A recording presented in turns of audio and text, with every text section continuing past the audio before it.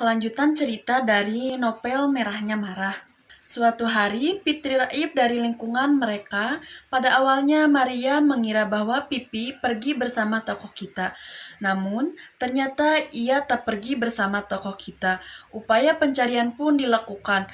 Para anggota gelandangan dikerahkan mencari Pipi ke seluruh kota, tapi mereka selalu pulang dengan keadaan tanpa hasil dan putus asa.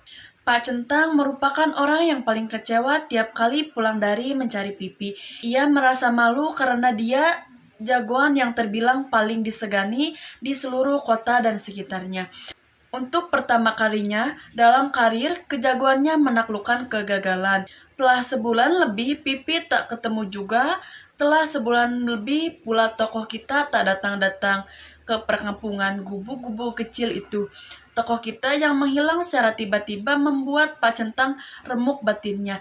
Ia tak mengerti. Kedua kalinya dalam hidupnya ia mengalami kegagalan. Kegagalan menjadi seseorang hidup atau mati. Yang pertama Pipi dan yang kedua tokoh kita. Kabar mengejutkan adalah ketika Maria juga tiba-tiba menghilang.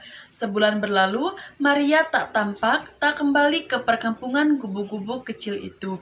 Para penghuni kampung benar-benar geger apabila pada penghilangan Pipi dan laki-laki tokoh kita mereka tak begitu terpengaruh. Kali ini mereka benar-benar cemas. Maria adalah sosok guru perkampungan mereka. Tanpa Maria, perkampungan itu kehilangan landasan. Akhirnya Pak Centang pun menyerahkan pencarian Maria pada polisi. Seluruh armada telah dikerahkan dalam mencari ketika gelandangan yang raib. Tapi tanpa hasil lagi. Lagi-lagi yang paling merasa terhina adalah Pak Centeng. Sebab bagaimanapun ia merasa martabatnya sebagai centeng yang jagoan telah rendah di mata para centeng yang lain. Maupun di antara para temannya sesama gelandangan. Perkampungan gubuk-gubuk kecil itu tiba-tiba dibuat geger dengan kembalinya laki-laki tokoh kita. Namun ia kembali seorang diri tanpa Pipi atau Maria. Seluruh penghuni kampung itu heran sebenarnya selama ini kemana tokoh kita menghilang. Pak Centeng beserta warga nampak benci pada tokoh kita. Puluhan pertanyaan pun dilontarkan menyerbu di tokoh kita. Semua mempertanyakan di mana Pipi dan Maria. Tokoh kita menceritakan apa yang sebenarnya telah terjadi tentang cita Maria padanya. Ternyata selama ini Pipi tidaklah menghilang, melainkan mati dibunuh Maria karena ia merasa cemburu pada Pipi.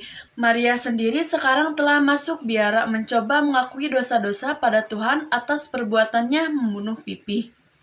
Mendengar penjelasan tokoh kita membuat Pak Centeng marah. Kemudian Pak Centeng pun mencabut goloknya. Sewaktu goloknya diayunkan tepat ke arah batang leher si tokoh kita itu. Polisi pun datang sambil mengacungkan laras pistolnya pada si Pak Centeng.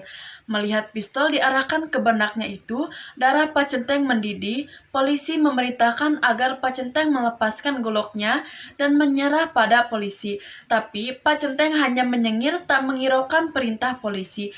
Dia melompat buas, kemudian golok diayunkan ke leher tokoh kita. Polisi pun terpaksa mengambil tindakan dengan menembakkan kepala Pak Centeng.